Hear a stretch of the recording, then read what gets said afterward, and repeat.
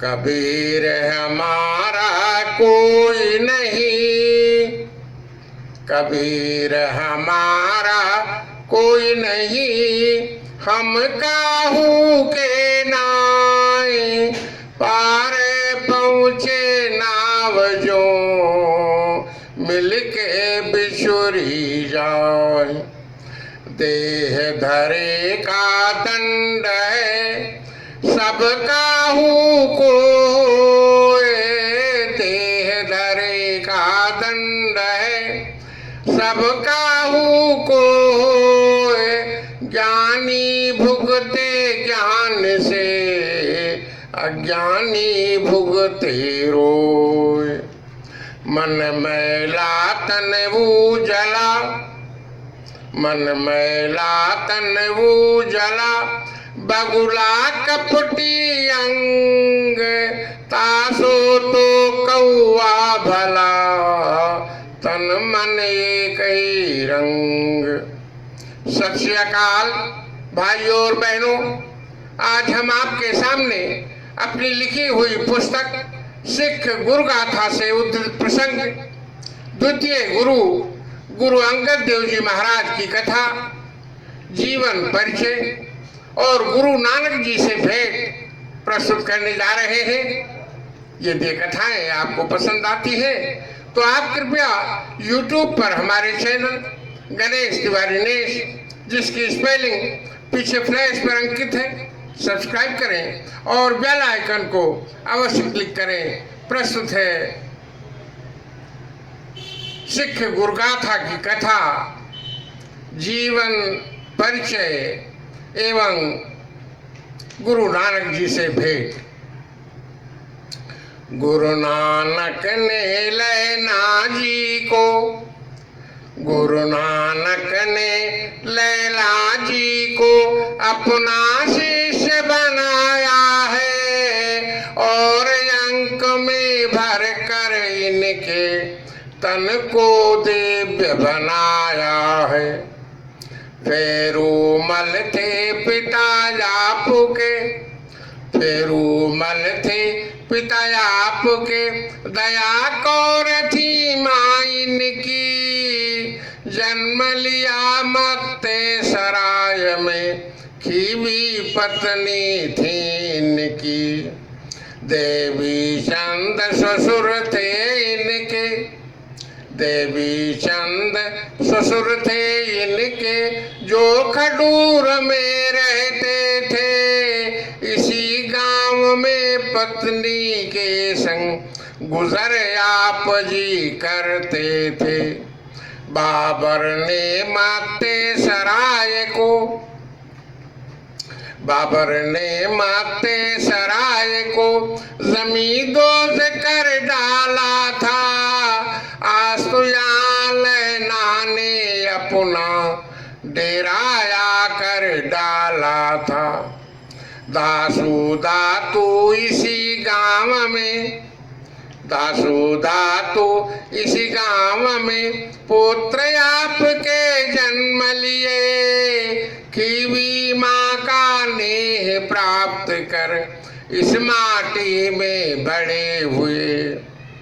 अमरो और अनोखी भी, अमरो और अनोखी भी, दो सुताएं आप घर उदित हुई, आप हुए खुश इनको पाकर, खीवी माँ भी मुदित हुई।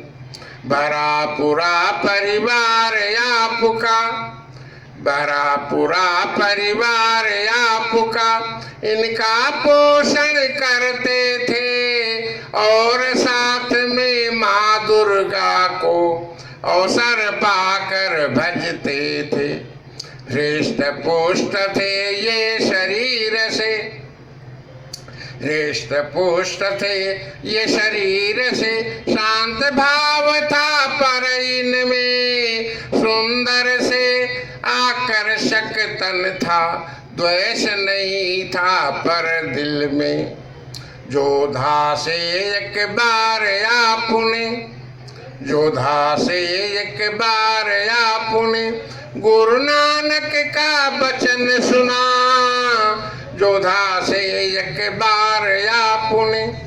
गुरु नानक का भजन सुना, निकट पहुँचने हेतु गुरु के अंतर मन को गुना धुना।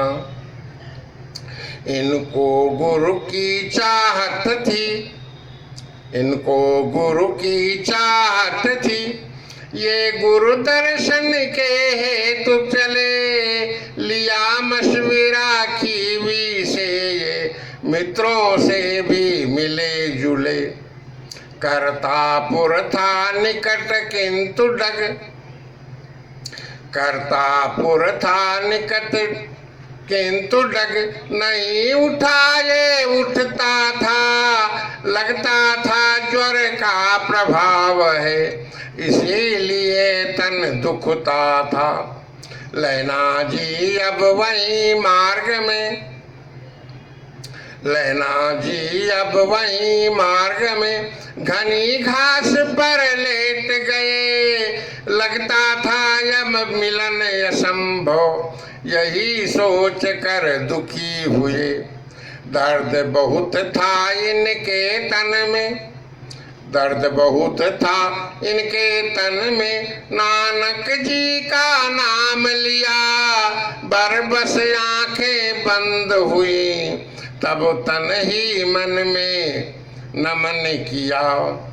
एक व्यक्ति ने आकर पूछा, एक व्यक्ति ने आकर पूछा, भले पुरुष तुम दिखते हो, जाना है किस ओर तुम्हें, तुम मुझे अजनबी लगते हो। आंख खोल कर बोले लैना, आंख खोल कर बोले लैना, करतापुर तक जाना है। नानक है एक संत, उन्हीं का दर्शन मुझको करना है। वो बोला ये घोड़ा मेरा, वो बोला ये घोड़ा मेरा, तुम्हें वहाँ ले जाएगा, वहीं मुझे भी जाना है, ये तुम्हें वहाँ पहुँचाएगा। तुम हो ज्वर से पीड़ित अतयो, तुम हो ज्वर से पीड़ित अतयो, घोड़े पर तुम आ जाओ, मंजिल तक ले जाएगा, तुम यहाँ पहुँच कर सुख पाओ। लैना थे आश्वस्त अस्तुए, लहना थे आश्वस्त अस्तुए, घोड़े पर सवार हुए। व्यक्ति चला वो पैदल पैदल, इस घोड़े की रास लिए। लहना उतरे घोड़े से, कुछ स्वास्थ्य दिखाई वहाँ दिए। लहना उतरे घोड़े से, कुछ स्वास्थ्य दिखाई वहाँ दिए। पहुँचे मंजिल पर तब उसको धन्यवाद के वचन कहे। लहना ने जब नाना, लहना ने जब जाना, नानक पैदल पैदल आए हैं। लहना ने जब जाना, नानक पैदल पैदल आए हैं। मुझे आश्व पर स्वयं बिठाकर निज घर तक वह लाए हैं। सोचा इनको याद किया तब, सोचा इनको याद किया तब, घोड़ा लेकर पहुँच गए। पतित पावनी ऊर्जा देकर प्राण हमारा बचा लिए। मैं था वहाँ अकेला कुछ भी, मैं था वहाँ अकेला कुछ भी नहीं वहाँ कर सकता था। नहीं पहुँचते नानक जी तो अति ज्वर से मर सकता था। यही सोच कर लैना जी ने, यही सोच कर लैना जी ने नानक जी के चरण छुए। शेख बने फिर गुरु नानक की सेवा का संकल्प लिए। एक बार गुरु नानक बोले,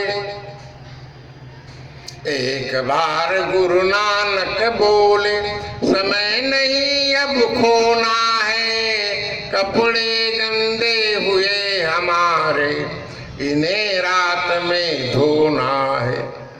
दोनों बेटे बोले गुरु से, दोनों बेटे बोले गुरु से, प्रातः समय धुल जाएगा, गुजर चुकी है रात बहुत, ये नहीं सुख अब पाएगा। भाई बुढ़ा बोले गुरु से, भाई बुढ़ा बोले गुरु से, ऐसा निर्णय क्यों लेते, ठिठुरन भरी रात में गुरुवर, ठिठुरन भरी रात में गुरुवर, ऐसी आज्ञा क्यों देते। प्रातः काल होते ही कपड़े, प्रातः काल होते ही कपड़े, दरिया में धुल देंगे हम, कपड़े वहीं सुखाएंगे, फिर मार्जन भी कर लेंगे हम। लहना गुर के कपड़े लेकर, लहना गुर के कपड़े लेकर, तुरंत नदी की ओर चले, और रात में तत्क्षण जाकर नद में कपड़े साथ धुले। इन गीले कपड़ों को लाकर, इन गीले कपड़ों को लाकर एक डोर पर डाल दिया, प्रातः काल होने तक इनको उलट पुलट कर सुखा लिया। वाहिगुरु जी का खालसा, वाहिगुरु जी की फतेह। धन्यवाद। जय हिंद।